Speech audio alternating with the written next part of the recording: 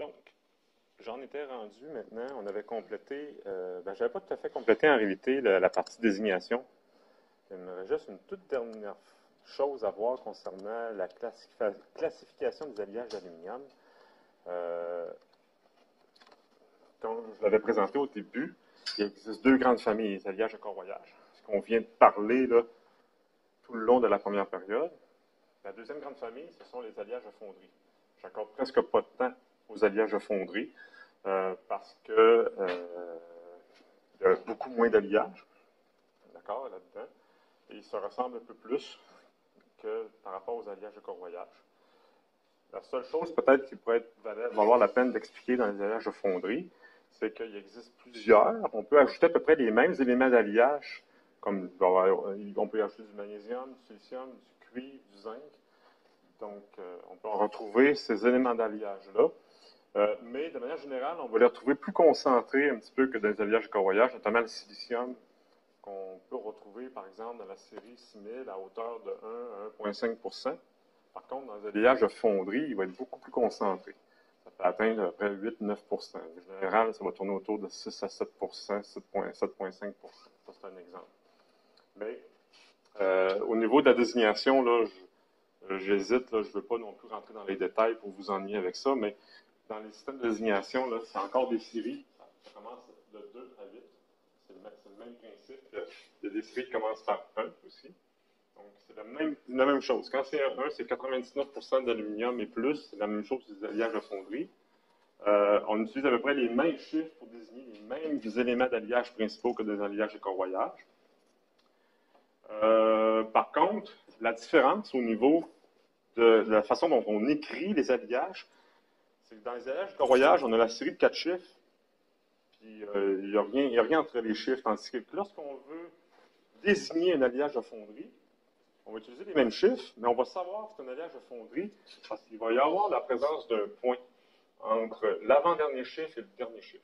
Ça veut dire que c'est un alliage de fonderie, tout simplement, par rapport à un alliage de corroyage.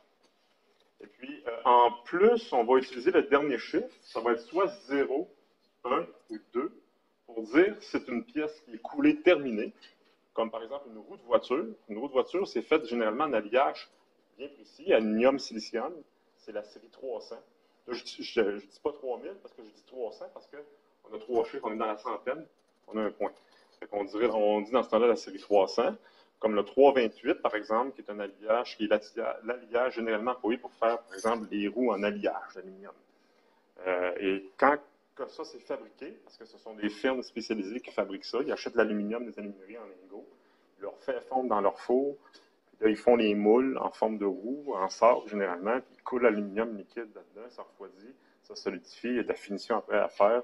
D'un coup, c'est fini, l'alliage il porte le nom de 328.0. 0, ça veut dire que la pièce est terminée. Mais quand ils l'ont acheté, ils ont acheté des lingots, des blocs de 328 de l'aluminerie. À ce moment-là, c'était 328, c'était le même alliage. Mais, point 1. Ça veut dire lingot avant moulage. Lingot avant la refusion, qui vient de l'aluminerie, tout simplement. Pour le reste, là, c'est dans l'essentiel, c'est ce qu'il faut savoir. Puis, comme je vous disais, vous voyez là, les séries 100, 200, 300, 400, 500, 600, 800. Ben, qu'est-ce qu'on va retrouver comme élément d'alliage pour chacun? Il y a des petites différences. Comme la 2000 et la 200, le 2 est utilisé pour désigner le même élément d'alliage principal, en l'occurrence le cuivre. Le 1, c'est encore aluminium pur. Le 300, là, il y a une différence un peu parce que c'était le 6 qu'on utilisait pour magnésium silicium, tandis que ici, c'est 300. Il peut y avoir aussi du cuivre à la place du magnésium, puis des fois, il peut ne pas y avoir de magnésium aussi. Ensuite, il y a la 500 qu'on utilise moins un peu, c'est aluminium-magnésium, puis 700, aluminium-zinc. C'est l'alliage, ce sont les alliages à fonderie, comme pour la série C1000, qui offre les meilleures résistances mécaniques. Puis il existe aussi, il n'existait pas de 8000 dans les alliages de corroyage, par contre, il existe la série 800, pour laquelle, vous voyez, un nouveau élément qu'on n'a pas encore, dont on n'a pas vu encore la présence des alliages d'aluminium. Mais dans cette série-là, on peut trouver de l'étain dans l'aluminium, c'est le principal élément d'alliage. Je ne veux pas pousser plus loin que ça pour les alliages de fonderie. Puis dans l'activité, il va y avoir une activité de fonderie, éventuellement prévue là, dans le mois de novembre, j'imagine. Bien, on va utiliser un alliage de la série 300 contenant du silicium avec un petit peu de magnésium, mais presque pas. Le 328 ou le 356. C'est plus du 356 qu'on va utiliser pour faire une coulée comme activité dans le mois de novembre. Bon, ben, ça complète pour la classification des alliages aluminium. Maintenant, ce que je vais faire, je vais changer complètement de registre, changer la dynamique, ben, la dynamique du cours, du moins, changer une balle de place, puis aborder un autre sujet en métallurgie, les procédés de mise en forme. Par déformation plastique. Il faut préciser parce que dans l'ensemble en métallurgie, grosso modo, là, on pourrait dire qu'il existe 4 sortes de procédés de mise en forme. Okay? Il y a la fonderie, qui consiste à couler du métal liquide dans un moule, c'en est un sur le procédé de mise en forme. Ça, je vais en parler après la semaine de relâche. Le soudage, en quelque part, c'est un peu un procédé de mise en forme. On fait de l'assemblage, mais ça donne une forme globale qui est différente de ce qu'on avait avant aussi. Il existe un autre procédé en métallurgie que j'aurai l'occasion peut-être de parler d'ici la fin de la session, là, je ne sais pas s'il me reste du temps, qu'on appelle la métallurgie des poudres, qui consiste à prendre de la poudre de métal solide, puis on remplit un moule avec ça, on le compacte, on le met dans un four, ça chauffe, les poudres, ils se soudent un petit peu, puis mais ça ne fusionne pas, ça ne devient pas liquide. C'est que les poudres, ils vont simplement adhérer l'une dans l'autre, on peut avoir une pièce comme ça. Ça, c'est une autre façon de faire de la mise en forme métallurgie. Puis ça se développe beaucoup depuis quelques années, ce procédé-là. Là, pour tout de suite, je vais parler de la mise en forme par déformation plastique aujourd'hui. Donc, qui consiste à tout simplement à étirer du métal. C'est pas la première fois que je vous en parle, comme je l'ai dit au début du cours cet après-midi, quand je vous expliquais de comment on est arrivé à faire de la tôle d'acier. Ben, on y va par un procédé qui s'appelle le laminage. Ben, c'est de la mise en forme par déformation. Mais là, il y en a d'autres. Je vais profiter de la période, en tout cas, du moins une partie de la période, la deuxième période, pour vous en parler un peu plus en détail, des différents procédés qui existent. Donc, la mise en forme, étape secondaire de fabrication des pièces, le métal est déformé plastiquement et reste dans un état solide. Donc, on n'est pas dans la fonderie, là, le métal il reste solide. Il peut être à l'ambiance, mais il peut être chauffé aussi, à plus haute température, pour faciliter les opérations de mise en forme. On a un meilleur contrôle des propriétés mécaniques avec des sections plus minces que pour des pièces coulées, par exemple. Donc, on est capable d'obtenir des sections beaucoup plus minces avec les procédés de mise en forme par déformation plastique. Et la pièce est de meilleure qualité en termes de propriétés. Parce que la fonderie peut générer des défauts qui vont engendrer des pertes de résistance mécanique, par exemple, sur la pièce finie.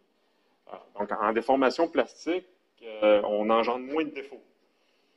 Donc, les pièces sont généralement de meilleure qualité, de meilleure intégrité physique, qu'on dit. De manière générale, OK? Les défauts sont tout de même inévitables, quand même. Donc, c'est impossible de faire des pièces sans générer des défauts dans les pièces.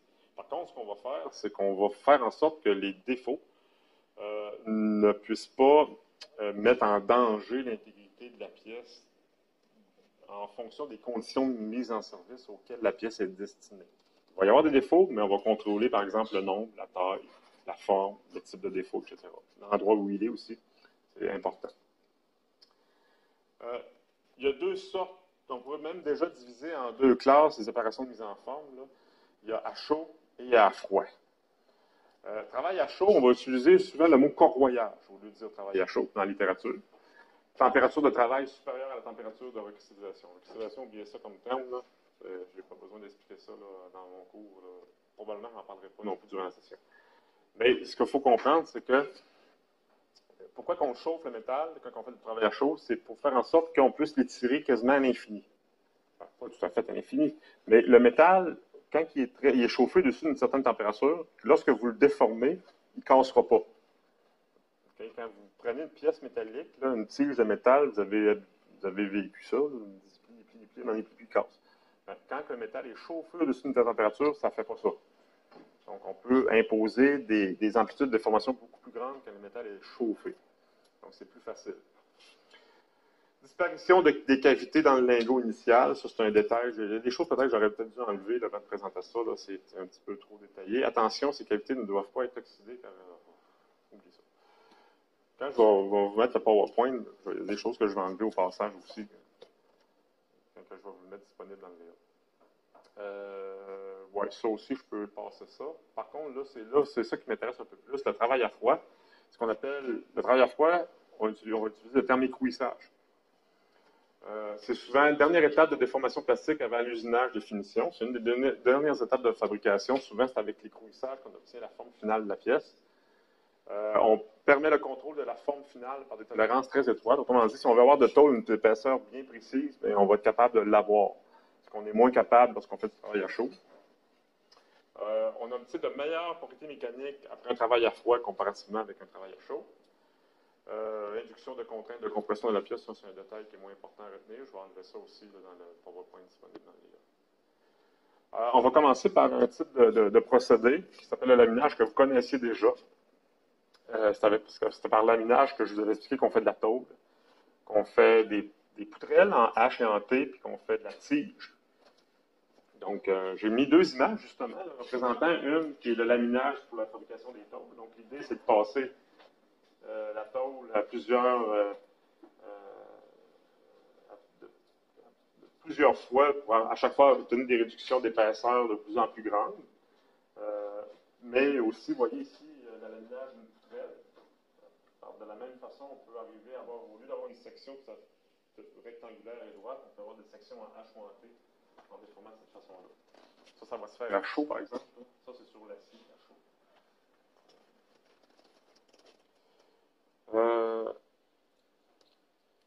Là, ce que je vais faire aussi, c'est que là, j'avais une animation aussi. Ce que je peux faire, là, à la place d'utiliser le PowerPoint, qui est un petit peu ennuyant, c'est statique, je vais utiliser ce que j'ai trouvé sur Internet, sur les Internets, donc sur YouTube, formage des métaux.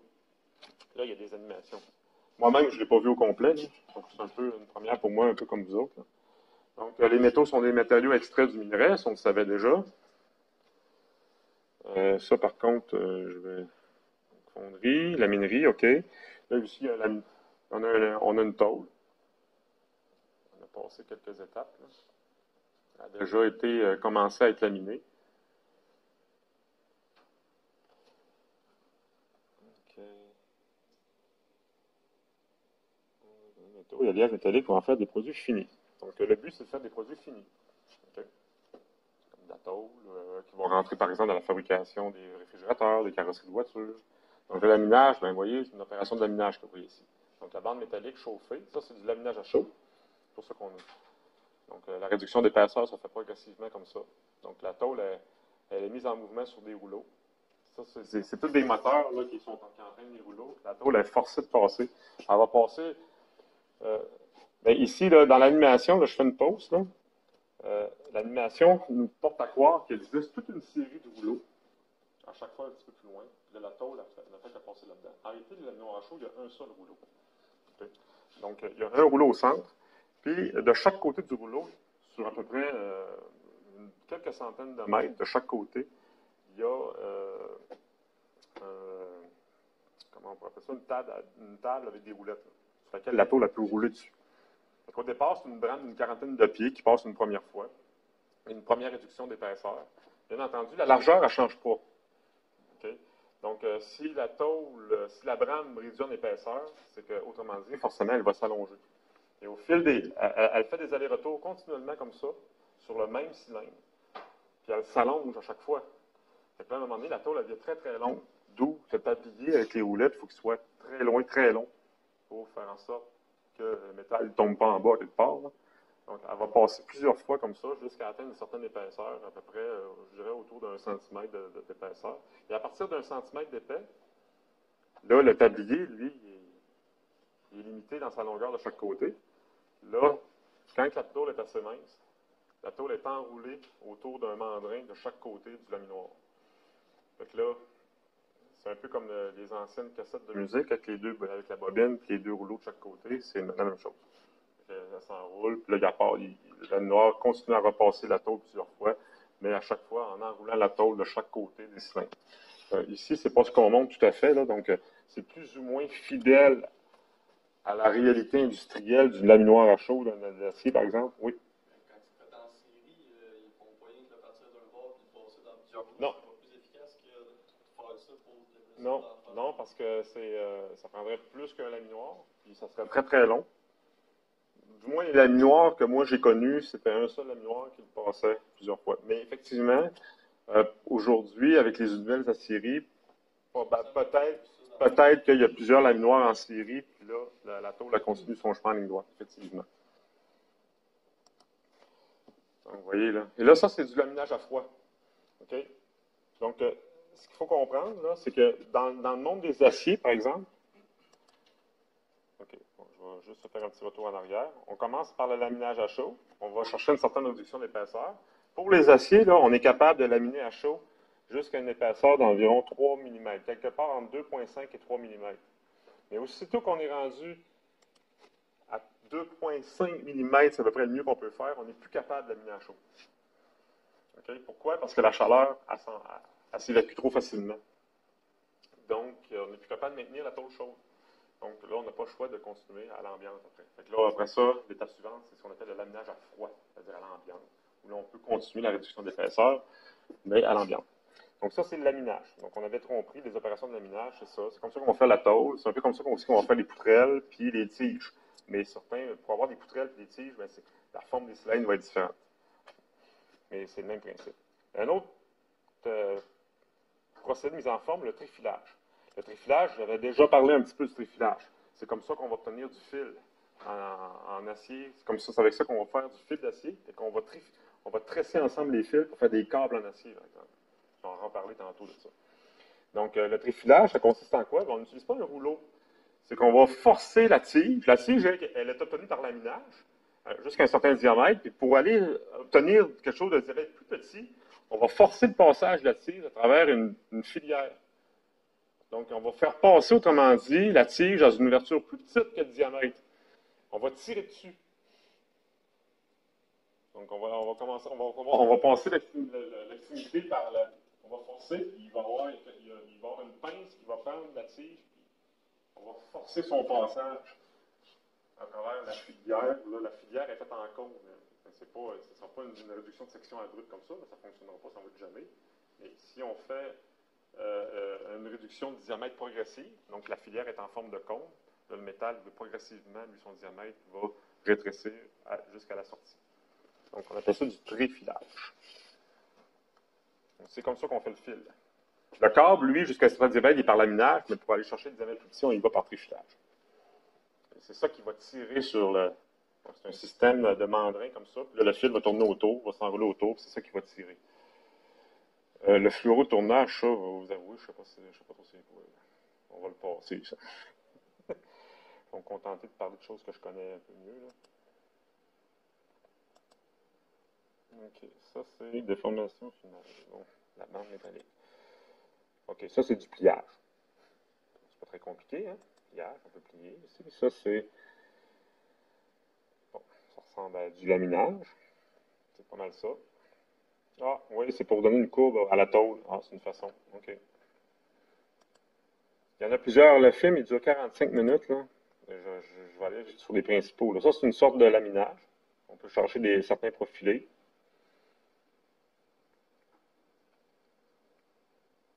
Vous voyez, il y a même le profil souhaité ici. On y va en plusieurs étapes. Tout dépendant de la forme des rouleaux, on arrive à avoir une section. Donc, un profilé, ce qu'on appelle par laminage. Maintenant, ce que je vais vous montrer, c'est le forgeage. Donc, le forgeage, ben, c'est sûr que le forgeage, là, c'est lié. Vous savez qu'il existe des métiers dans l'histoire de l'humanité qui sont plus vieux que d'autres. Je sais à laquelle vous pensez, là. Mais un des plus vieux métiers du monde, c'est le forgeron. Ça fait très longtemps, là, ça fait plusieurs milliers d'années que ce métier-là existe. Là.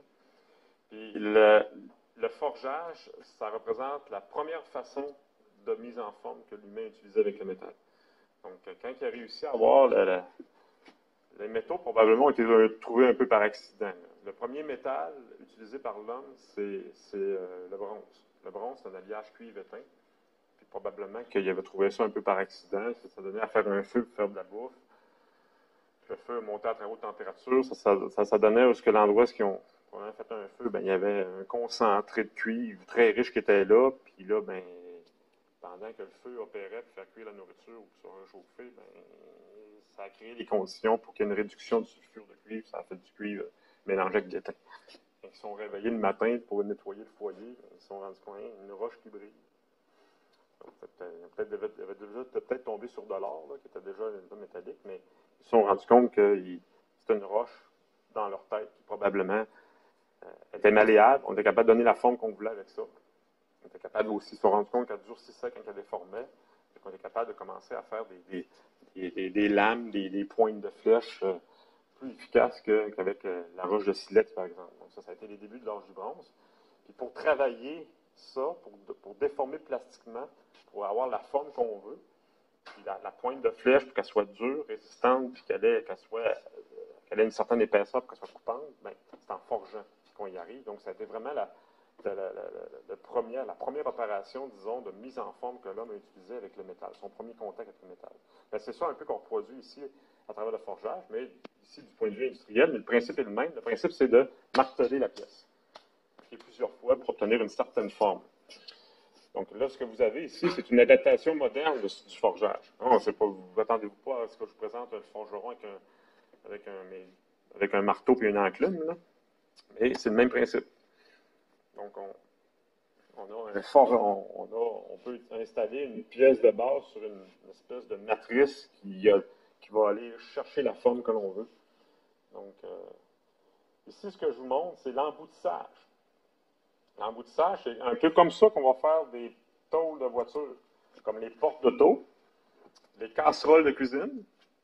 Donc, on part d'une tôle, puis là, on va faire rentrer un piston dans la plaque. Et la plaque, elle va se plier pour avoir une forme précise. Donc, on appelle ça de l'emboutissage. Donc, vous voyez l'opération ici. Elle l'a fait, là, finalement, ça a été rapide. Là. Mon Dieu, on est trop reculé ici. Ça, c'est le forgeage. Bon, OK. On reprend le forgeage. Ensuite, on a le laminage, pas le laminage, mais l'emboutissage. Donc, les portes de voiture de carrosserie, par exemple, c'est fait par emboutissage, comme vous allez le voir ici.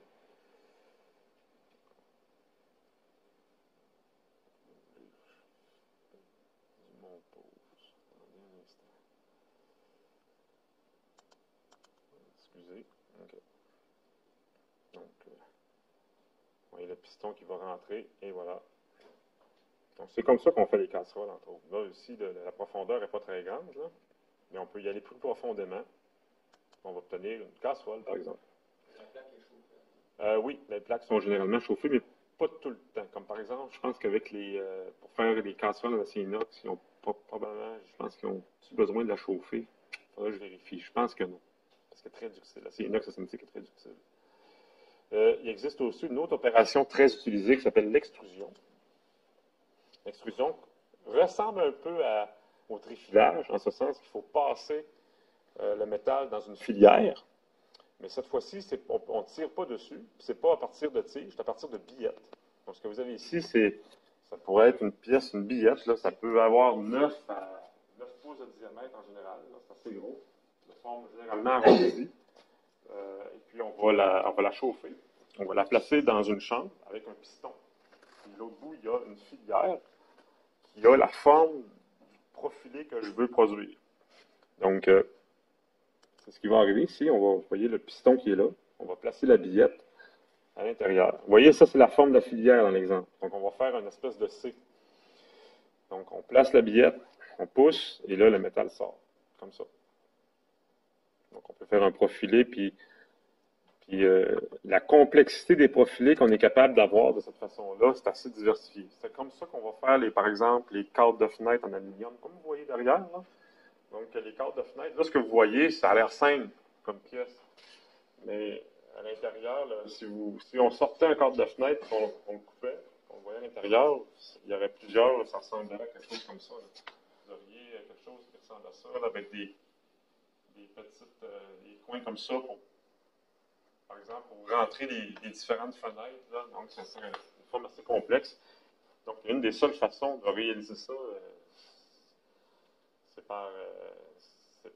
de cette manière-là, d'avoir quelque chose de long et régulier, puis donner des sections compliquées. L'extrusion, c'est à peu près une des seules manières. Donc, il faut que le métal subisse faut qu'il y ait une très bonne formabilité pour supporter ce genre d'informations-là, parce que ça demande beaucoup d'utilité. C'est pour ça qu'on va chauffer la billette auparavant. Donc, un coup très chaude, la billette est très ductile, donc elle peut supporter l'opération sans fissure. Ah, ben, voyez, c'est le fun parce que là, comme j'ai dit, je n'avais pas regardé vraiment l'animation avant de vous la présenter. Là, je m'aperçois que je parlais de métallurgie des poudres tout à l'heure. Là, vous avez un exemple ici. On peut mettre de la poudre de métal dans un moule. Et là, ce que vous voyez ici, c'est les particules de poudre. Là, on va compresser. Donc, on va obtenir une certaine pièce. Ici, ce qu'on va obtenir, c'est un espèce d'anneau. On va faire une compression, puis on va chauffer en même temps. Donc, la compression, la pression combinée au chauffage, alors ils vont chauffer après. C'est sûr, on fait la compression au départ, et ensuite on chauffe. Et la compression fait en sorte qu'on a une intimité très grande entre la poudre, entre elles. On la compacte au maximum pour qu'on ait une surface de contact entre les poudres maximum. Et ensuite, on met la pièce. Un coup que la pièce elle est compressée, elle a une certaine solidité, ça tient ensemble parce qu'on va souvent on va mettre des liants, une espèce de petite colle pour que les petites particules tiennent ensemble. Et ensuite, on met ça dans un four, et là, c'est là que les particules vont se souder les unes aux autres. Puis le résultat final va ressembler tout à fait à une pièce métallique qu'on aurait obtenue par fonderie, par exemple. Oui. C'est ce qu'on appelle l'acier d'amer. Oh, j'en ai aucune idée. L'acier d'amer, je pense que c'est un acier qui a été fort replié plusieurs fois sur lui-même. Parce que tu Ouais, ouais, je sais pas, je vérifie. c'est quoi l'avantage de faire ça? OK. L'avantage de la métallurgie des poudres, c'est qu'on est capable d'avoir des pièces avec des tolérances dimensionnelles beaucoup plus serrées. Ça, c'est un gros désavantage. Comme par exemple, un gros avantage, surtout dans les pièces, les engrenages en mécanique, pour lesquels là, les tolérances dimensionnelles à respecter sont plus serrées pour que les engrenages puissent bien rentrer les uns dans les autres. Un des avantages de la métallurgie des poudres, c'est que ça, là, vous serez peut-être un petit peu moins content de l'apprendre, mais ça peut remplacer dans plusieurs cas les opérations d'usinage. Okay. C'est ça. Donc, parce qu'on peut réduire donc le coût de fabrication de cette façon-là en réduisant les étapes d'usinage. On va obtenir les mêmes tolérances dimensionnelles. Tout à fait. Le moulage par injection. Ça, par contre, là, on est dans le domaine de la fonderie.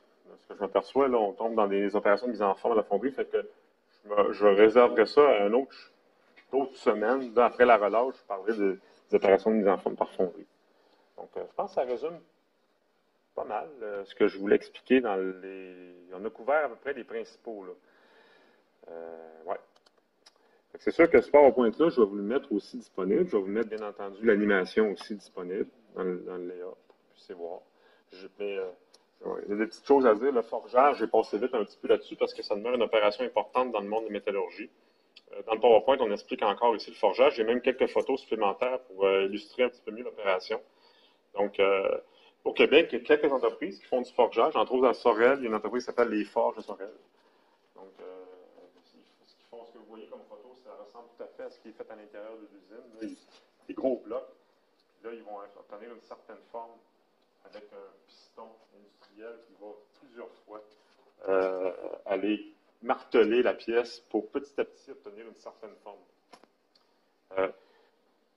Je vais prendre le temps de fouiller un petit peu là, sur YouTube pour voir des animations de forgeage, là, parce que rien que des photos comme ça, c'est une animation non plus, c'est pas très. Ça, je sais pas, l'animation que j'ai présentée tantôt, le forgeage, bon.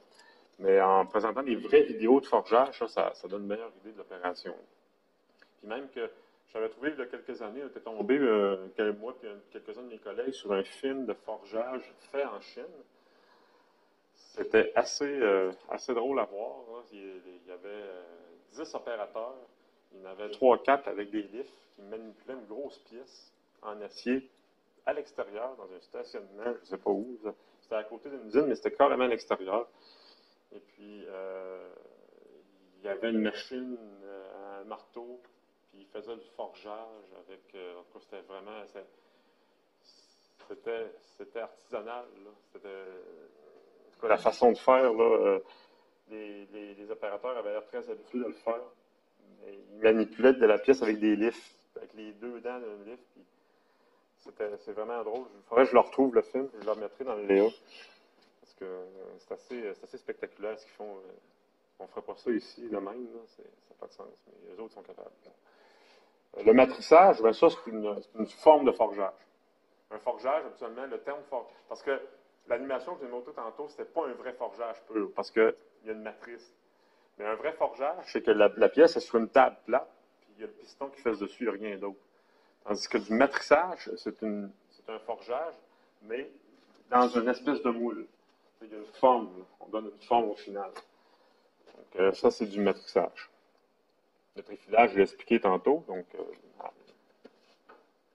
ici, voilà, l'extrusion, c'est le principe. On piston, on pousse une billette à travers une filière.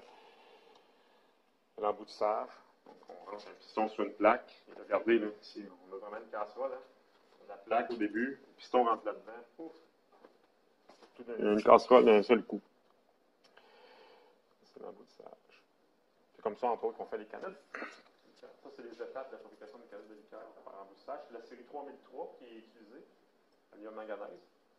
Puis là, ben, ils partent d'une plaque pour en arriver à ça, et ensuite, ils vont progressivement comme ça. Ils ne vont pas tout d'un coup parce que ça va déchirer. Fait qu'ils vont tranquillement parce que maintenant, les tôles d'aluminium utilisées pour faire ça, c'est extrêmement mince. Et on réduit la quantité d'aluminium avec les années pour que ça coûte le moins cher possible de faire la canette. Pardon? Oui. Oui, elle amincit un petit peu pendant l'opération. Donc, elle s'étire sur la longueur un petit peu. Oui, tout à fait. Oui. C'est parce que ce qu'ils font entre les étapes, ils vont faire des recuits pour aller chercher la ductilité sur la paroi. Parce que ça se durcit, c'est tellement mince, quand ils déforment un peu, ça va se déchirer. Fait que là, ils vont mettre la pièce dans le four, redonner la capacité à se déformer, puis ils vont pouvoir continuer comme ça. Là, après ça, rendu à avant-dernière étape, on voit qu'ils ont commencé à mettre la peinture sur le dessus. Okay? Puis à l'intérieur, ils vont mettre un enduit aussi. Donc le contenu, en l'occurrence la liqueur, okay, n'est jamais en contact avec l'aluminium. Parce que des boissons gazeuses, comme le Coca-Cola ou le Pepsi, est très acide. On parle d'un pH là, de 2. À ces pH-là, l'aluminium, il se fait corroder dans quelques jours. Donc, si on ne mettait pas un enduit protecteur organique à l'intérieur, les canettes n'auraient pas le temps d'arriver au magasin. tout le contenu, ça percerait à différents endroits, puis la liqueur sortirait. L'aluminium se fait attaquer par le Pepsi. Mais il y a un enduit qui protège. Donc, et voilà. Donc, ça complète pour les opérations de mise en forme. Ça va vite. OK. Maintenant, peut-être qu'à changer de chapitre. Je peux prendre une pause tout de suite. Il est déjà moins 10. Je recommence à 5 heures. Puis là, je vais couvrir. J'ai fait les classements des alliages aluminium. Je vais faire l'équivalent pour la troisième période, mais pour les aciers. Donc, comment les aciers sont classés. Ça va aller assez rapidement, ça aussi. On prend une petite pause. Donc, j'en étais rendu maintenant. On avait complété. J'avais pas tout à fait complété en réalité la partie désignation.